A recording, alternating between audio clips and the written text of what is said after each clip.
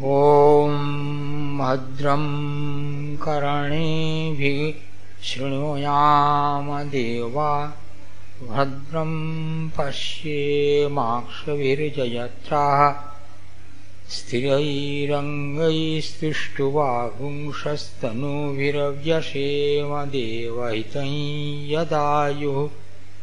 ॐ शान्ति शान्ति शान्ति।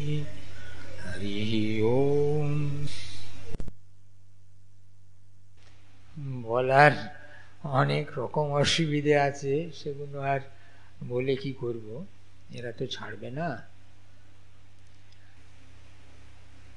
মহামণ্ডল ৪১ বছর হয়েছে। এখন ভারতবর্ষের ১২টা রাজ্যে প্রায় ২৫০ কেন্দ্র আছে। বছরে এই যুব শিক্ষণ শিবির ভারতবর্ষের বিভিন্ন জায়গায় বছরে ১০০টার মতন হয় প্রতি বছর, এবং ৩০০, ৪০০ থেকে ৫০০, ৬০০, ৭০০, হাজারের বেশিও হয়। সারা ভারত নিয়ে যে ক্যাম্প হয় তাতে ১০০০, ১১০০, ১১৫০, ১২০০ ভারতবর্ষের বিভিন্ন জায়গা থেকে, উত্তর দক্ষিণ পূর্ব পশ্চিম আবার মিলিয়ে আসে। এবং যদি এটা কোনো ফল না ফলতো তাহলে হয়তো ৪১ বছর ধরে এর ডাকে আসতো না সকলে। আর অনেক রকম কথার মধ্যে তো হচ্ছিল উচ্চশিক্ষা, পিএইচডি টিএইচডি পর্যন্ত, পিএইচডি ওয়ালা ইউনিভার্সিটির প্রফেসর পর্যন্ত আমাদের মহামণ্ডলের শিবিরে এসে ক্যাম্প করেছেন। কলেজের প্রিন্সিপাল করেছেন, প্রফেসররা করেছেন, টিচার অসংখ্য করেছেন বিভিন্ন সময়তে। কাজে যারা বোঝেন এটার মর্মটা, তোদের এই আশীর্বাদ করি তোরা মানুষ হ, এই কথাটা তো বোঝা হয়নি। আর ভারতবর্ষের যে দুর্ভাগ্য, ওই তথাকথিত স্বাধীনতার পর থেকে এসেছে। ভারত নাকি স্বাধীন হয়েছে, কি করে স্বাধীন হলো?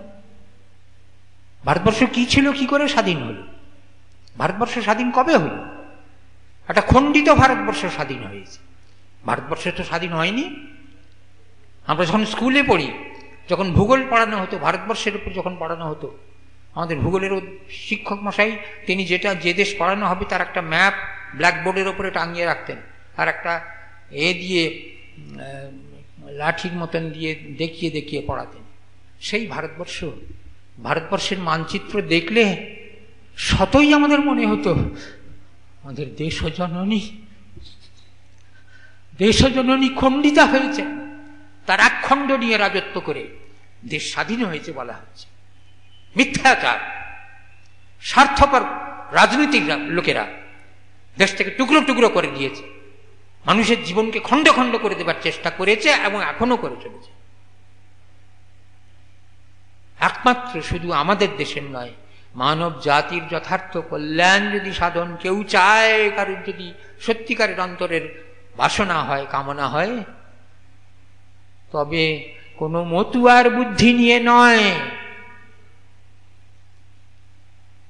ঠাকুর শ্রীরামকৃষ্ণ, জগৎজননী মা শারদা আর জগৎবন্ধু স্বামী বিবেকানন্দের কাছে চরণে গিয়ে প্রার্থনা করে, তাদের আশীর্বাদ নিয়ে শক্তি সঞ্চার করে নিজেদের মধ্যে এই কাজ সাধন করতে হবে।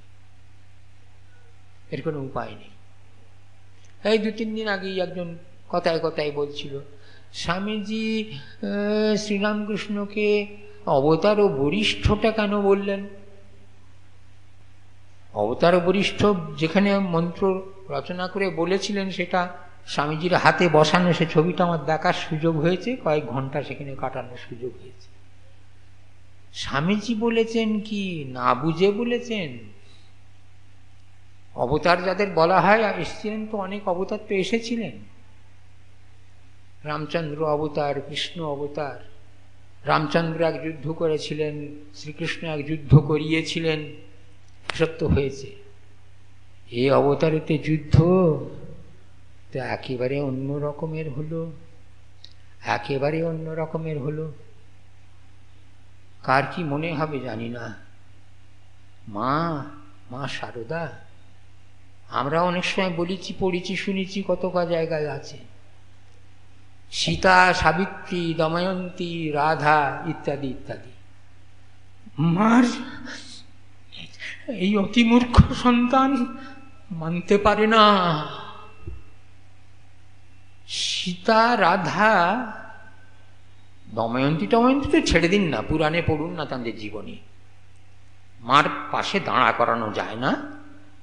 রাধা সীতা হয়তো হতে পারেন, কিন্তু সীতারই একটা ধরুন না কেন। বনবাসে গেছেন তো, রামচন্দ্র সীতার সঙ্গে গেছেন, লক্ষ্মণ ভাই বড় ভালোবাসে, হে গেছে, কুটিরে বাস করছেন। সীতা একটা সকালবেলা হঠাৎ সোনার হরিণ দেখলেন, আর দেখে বললেন সোনার হরিণ চাই চাই। রামকে বললেন যাও নিয়ে এসো। রামও গেলেন সেখানে এগিয়ে। নীতান কেনাপি ন দৃষ্টপূর্বা ন শ্রূয়তে হেমময়ী কুরঙ্গী তথাপি তৃষ্ণা রঘুনন্দনস্য বিনাশকালে বিপরীত বুদ্ধি। অবতার শ্রীরামকৃষ্ণ সীতার ইচ্ছা পূরণের জন্যে সোনার হরিণ দেখলেন। কেউ শোনেনি সোনার হরিণের কথা, কেউ দেখেনি, কেউ কখন একটা সোনার হরিণ আনেনি। তথাপি তৃষ্ণা রঘুনন্দনস্য বিনাশকালে বিপরীত বুদ্ধি। বিনাশ হবার সময় এসেছিল, সীতা হরণ হবে, আরো কত কি হবে। কাজী রামচন্দ্রেরও বিপরীত বুদ্ধি হয়ে গেল। এখানে তো ঠিক বক্তৃতা করার সময় নয়, আমার কথা বলবার মতন সময় ছিল না, কিছু মনে করবেন না। আমি কিন্তু বেশ কিছুদিন হয়ে গেছে যে কোনো মুহূর্তে শরীরটা পড়ে যাবার জন্য তৈরি হয়ে আছে। আমার তাতে কোনো শঙ্কা নেই, কোনো ভয় নেই। এটুকু স্বামীজির কাছে পেয়েছি, ঠাকুরের মার কাছে পেয়েছি, মৃত্যুকে ভয় করি না। এই মুহূর্তে মৃত্যু হলেও ভয় পাবো না। তখনও জোর করে বলে যাব, জগতের মানব জাতির কল্যাণের জন্য ঠাকুর মা স্বামীজির কাছে যেতে হবে, আনুষ্ঠানিক পুজো করে হবে না, প্রাণ দেবার জন্য প্রস্তুত থাকতে হবে। এমন আর হয়নি, এমন আর হয়নি। লক্ষ্মীনারায়ণ মারবাড়ি দক্ষিণেশ্বরে তখনকার দিনে ঠাকুরকে 10,000 টাকা দিতে এসেছে। ঠাকুর শুনে, ঠাকুরের কথা বলবার কি আছে, একটা টাকা, একটা মুদ্রা, ছোট্ট মুদ্রা স্বামীজিও বিছানার তলায় রেখে দিয়েছিলেন। নিতে পারবেন না। সব বুঝে টুঝে বললেন ওকে ডাক না, মানে মাকে, সারদা দেবীকে ডাকলেন, ডেকে জিজ্ঞেস করলেন, এই দেখো না, এ বলছে আমার সেবার জন্য এই টাকাটা দেবে, তা জানো তো আমি টাকা নিতে পারি না, তা ও বলছে তোমার নামে দিয়ে যাবে। বললেন না না, সে কি কথা, আমি নিলে তো তোমারই নেওয়া হবে, কিছুতেই নেওয়া হবে। কোথায়, কিসে আর কিসে, কোন অবতারেতে আর ঠাকুরেতে বললে তো হবে না। অবতার কাদের বলা হয়েছে? যখন ধর্মের যদা যদা হি ধর্মস্য গ্লানির্ভবতি ভারততে সকলেরই জানা আছে। কিন্তু ঠাকুরের বেলা কি হয়েছিল? যদা ওই সর্বধর্মানাম গ্লানির্বভূব ভারত অভ্যুত্থানম ধর্মস্য তদাত্মানম সসর্জসঃ। যখন পৃথিবীর সমস্ত ধর্মে গ্লানি এসেছে, যখন এইরকম কাণ্ড চলছে, তখন তিনি নিজেকে সৃজন করেছিলেন অবতার বরিষ্ঠস্ত। সেই জন্য তিনি অবতার বরিষ্ঠ। ইতিহাস পুরাণেষু সমহ কোপি ন বিদ্যতে। ইতিহাসে নেই, পুরাণে নেই, বললে তো হবে না। রামচন্দ্র শ্রীকৃষ্ণ খুব ঠিক আছে, কিন্তু পাশাপাশি রেখে যদি সমস্ত চিত্রটি দেখা যায়, তাদের জীবন আলেখ্য যদি দেখা যায়, ঠাকুরমার সঙ্গে মেলে না।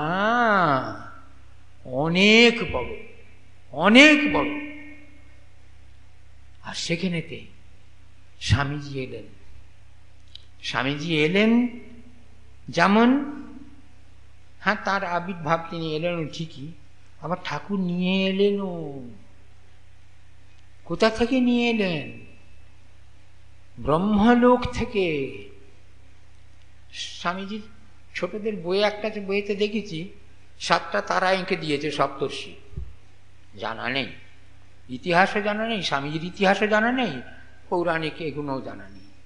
ওই সপ্তর্ষি হচ্ছেন অন্য সপ্তর্ষি। ওই সপ্তর্ষির একজন স্বামী বিবেকানন্দ নন। উত্তর আকাশে যে 7টা তারা পুলহ, ক্রতু, পুলস্ত, উত্তরী ইত্যাদি আছে, সেই স্বামীজির একজন স্বামীজি নন। দ্বিবিধো হি বেদোক্ত ধর্ম প্রবৃত্তি লক্ষণ নিবৃত্তি লক্ষণশ্চ লোকানাম সাক্ষাৎ অভ্যুদয়নেশ্বরে হেতু। দুরকমের ধর্ম আছে। অভ্যুদয়ের নিশ্চয়ই সজ্জনের দুরকম আছে। তার মধ্যে একটা হচ্ছে, সেটা আছে অবশ্য সাংঘাতিক জায়গায়, গীতার উপোদ্ঘাত ভাষ্যে শঙ্করাচার্য বলছেন, স ভগবান সৃষ্টা ইদম জগৎ তস্য চ স্থিতিং চিকীর্ষু অগ্রে মরিচ্যাদীন প্রজাপতিন সৃষ্টা প্রবৃত্তি লক্ষণং ধর্মম গ্রাহয়ামাস বেদোক্তম। ব্রহ্মা জগৎ সৃষ্টি করে মানুষের রক্ষার জন্যে প্রথমে মরিচি ইত্যাদি, মরিচি, অত্রি, অঙ্গিরা, বশিষ্ঠ ইত্যাদি 7 জন ঋষি সৃষ্টি করলেন। তাদের কি করলেন? প্রবৃত্তি লক্ষণং ধর্মং গ্রাহয়ামাস। দুরকম ধর্ম আছে। প্রবৃত্তি ধর্ম যেটা ভোগ এর দিকে নিয়ে যায়, আর নিবৃত্তি ধর্ম যেটা বৈরাগ্যের দিকে নিয়ে যায়। কেন করলেন? স্থিতিং চিকীর্ষু, জগৎ সৃষ্টি করলুম, আস্তে আস্তে প্রাণী হলো। প্রাণীটা বাঁচবে কি করে? তাদের এমনি চলবে কি করে? তাদের প্রবৃত্তি ধর্ম শেখাতে হবে। সেই জন্যেই দ্বিবিধো হি বেদোক্ত ধর্ম প্রবৃত্তি লক্ষণ নিবৃত্তি লক্ষণ। এদের জন্য প্রবৃত্তি লক্ষণের 7 জন ঋষি করলেন, যে সপ্তর্ষির প্রতীক রূপে আমরা উত্তর আকাশে ধ্রুবতারার ওপরে 7টা তারা দেখতে পাই। স্বামীজি এদের নন। তারপরেতে যেটা করেছেন তাদের বলছেন, সেখানে 7 জন আবার ঋষি সৃষ্টি করলেন, তাদের নিবৃত্তি লক্ষণং ধর্মং গ্রাহয়ামাস, তাদের নিবৃত্তি লক্ষণ ধর্ম নিলেন। তার মধ্যে 7 জন ঋষি আছেন। তার মধ্যে একটি ঋষি হলেন স্বামী বিবেকানন্দ, যার কথা ব্যাসদেবের এর যোগভাষ্যের আছে। পতঞ্জলির যোগের ভাষ্য লিখেছেন ব্যাসদেব, আশ্চর্য ঘটনা। সেইখানের ব্রহ্মলোকের বর্ণনা দিয়েছেন, যে সেখানে ঋষি ঠাকুর যেটা বর্ণনের ছবি দিচ্ছেন, কি আশ্চর্য! ঠাকুর কি এসব পড়েছিলেন নাকি? হ্যাঁ, এমনি সাধারণ লেখাপড়াই করেননি, এসব পড়েছেন নাকি? কি করে সেখানে ঠাকুর বললেন? আপনাদের নিশ্চয়ই মনে আছে লীলা প্রসঙ্গে, যে দেখলুম এরকম ভাবে পৃথিবী ছেড়ে চলে যাচ্ছি, আকাশ পথেতে যেতে যেতে যেতে একটা আলোকময় বর্ত্ম পেরিয়ে সেখান থেকে চলে গেলুম। তারপরে দেখলুম দেবদেবীরা পেছনে পড়ে রইলেন। তারপরে আরো যেতে যেতে যেতে যেতে যেতে একটা কোথায় চলে গেলুম, সেখানে দেখলুম 7টি ঋষি ধ্যানমগ্ন হয়ে বসে আছে। ঠিক এইটে ব্যাসভাষ্যে আছে যোগসূত্রের। সেইখান থেকে দেখলেন একটু যেন আলোর পুঞ্জের মধ্যে একটি বালক সৃষ্টি হলো। সে এগিয়ে গিয়ে ওই 7টি ঋষির একটি ঋষির গলাটা জড়িয়ে ধরে তার ধ্যান ভঙ্গের চেষ্টা করতে লাগলো। অতি গদগদস্বরে তাকে ডাকতে লাগলো। তিনি একটু মুখটা, একটু চোখটা খুলে একটু মৃদু হাস্য করলেন, যেন সম্মতি জানালেন। ঠাকুর স্বামীজিকে সেখান থেকে নিয়ে এলেন। ঘটনা, গাল গল্প নয়, নাটক নভেল নয়। ঠাকুর বলছেন, জানি আমি। দ্বিতীয় দিন দক্ষিণেশ্বরে যখন স্বামীজি গেছেন, ঠাকুর বাইরে নিয়ে গিয়ে দরজা বন্ধ করে হাত জোড় করে বলছেন নরেনকে, জানি আমি প্রভু, তুমি সেই পুরাতন ঋষি নররূপী নারায়ণ, জীবের অশেষ দুঃখ দূর করতে আবার দেহ ধারণ করে এসেছ। ঠিক বেদব্যাসের যোগভাষ্যে যে কথা বলা আছে, অন্যান্য জায়গায় যে সমস্ত কথা বলা আছে, ঠিক এইটা ঠাকুর বলছেন। মূর্খ তো, ঠাকুর তো মূর্খ ছিলেন, কি জানতেন ঠাকুর, একেবারে মুখ্য। হ্যাঁ, আজকে এই মূর্খের দরকার আছে, মা মুখ্যটাকে দরকার আছে, স্বামীজিকে দরকার আছে। স্বামীজি জগৎ শুদ্ধ করতে হবে বলে বিয়েটা পাশ করেছিলেন, তাও খুব ভালো করে পাশ করতে পারেননি। এই লোকটার দুর্ভাগ্য হোক সৌভাগ্য হোক, স্বামীজির বিয়ে পাশ করার রেজাল্টটা এই লোকটা বার করেছিল, তার আগে বেরোয়নি, কোথাও ছিল না। সেখানে দেখা গেল এক পাতায় ক্যালকাটা ইউনিভার্সিটির রেজাল্ট বেরিয়েছিল, গভর্নমেন্ট অফ ইন্ডিয়া গেজেটে পাবলিশড হয়েছিল। ক্যালকাটা ইউনিভার্সিটিতে অনেক খোঁজ করে পাওয়া যায়নি, সেখানে ছিল না। সেখানে এক পাতার মধ্যে বোধহয় কত ঠিক আমার মনে নেই এখন, বোধহয় এই খুব বেশি হলে 15, 16, 18 জন বিয়ে পাশ করেছিল। তখন বিয়েতে ক্লাস ছিল না, ডিভিশন ছিল। ফার্স্ট ডিভিশন, প্রথম নাম আশুতোষ মুখোপাধ্যায়, মানে স্যার আশুতোষ যিনি। 4-5টি ফার্স্ট ডিভিশন, সেকেন্ড ডিভিশনে 2, 3, 4টে নাম, তারপরে নরেন্দ্রনাথ দত্ত। লেখাপড়ায় ব্রিলিয়েন্ট ছিলেন না, ওই রকম লেখাপড়ার রেজাল্টে ব্রিলিয়েন্ট ছিলেন না। কিন্তু কি না জানা ছিল স্বামীজির, কি না জানা ছিল। আমি একটা কথা প্রায়ই আমার মনে আসে, প্রায় বলি লোকে ভাই বোধহয় এইটাই জানেন, আর কিছু জানেন না। আমার খুব বেশি জানার দরকার নেই। আমেরিকায় রয়েছেন, কার বাড়িতে ঠিক মনে নেই, সকালবেলা একটা ঘরে রয়েছেন, একটা টেবিলের সামনে একটা চেয়ারে বসে আছেন, কিছু একটা লিখছেন বা কিছু করছেন। একটি অপরিচিত ভদ্রলোক ওর ঘরে ঢুকে সামনে একটা চেয়ার ছিল, বসে পড়লেন। স্বামী যেরকমভাবে দেখলেন এবং দেখাটার মুখ চোখের ভাব দেখেই ভদ্রলোক বুঝলেন যেরকমভাবে আনঅ্যানাউন্সড, উইদাউট এনি ইন্ট্রোডাকশন একজনের ঘরে ঢুকে পড়ে বসে থাকাটা সৌজন্য নয়, অন্তত ওদের দেশের। বিশেষ করে আমাদের দেশে হতে পারে, ওদের দেশে এরকম নয়। কিরম কি চাই এরকম একটা করলেন। তিনি বললেন, আরে খুব নাম শুনছি তোমার, বিবেকানন্দ খুব নাম শুনছি, তাই ভাবলাম একবার তোমার সঙ্গে একটু পরিচয় করে যাই, একটু কথাবার্তা বলে যাই, কিছু ডিসকাস করে যাই। What do you want to discuss? What do you do? Well, I'm a professor of chemistry in a university here. I would like to discuss chemistry. ভাবলো যে লোকটা এরম ভাবে বলছে দম্ভ করে, কি ডিসকাস করতে চাও? আমি কেমিস্ট্রি প্রফেসর, কেমিস্ট্রি ডিসকাস করবো। তো উনি এরম ভাবে টেবিলে ঘুষি মেরে বললেন, oh it's a wonderful subject, let us discuss chemistry. বলে খানিকটা করে স্বামীজি হেসে বললেন, professor, you was not well up in your subject, please study a little more and come another day. হ্যাঁ হয়ে গেল। স্বামীজি আমেরিকার ইউনিভার্সিটির প্রফেসরকে কেমিস্ট্রির টেক্সট বুকের নাম এবং অথরের নাম বলে দিচ্ছেন, যেগুলো সে প্রফেসর পড়েনি, স্বামীজি পড়া আছে। স্বামীজি যে কি ছিলেন আমরা ধারণা করতে পারি না, ঠাকুর যে কি ছিলেন, মা যে কি ছিলেন আমরা ধারণা করতে পারি না। তারা যদি কৃপা করে একটু বুঝিয়ে দেন, জানিয়ে দেন, বুঝতে পারা যায়। ওসব অবতার অনেক হয়েছে, ওসব অবতারে কিছু হয়নি, কিছু হওয়ার নয়। একে অবতার বলি না বলি এসে যায় না কিছু, কিন্তু এদের দিয়েই হবে।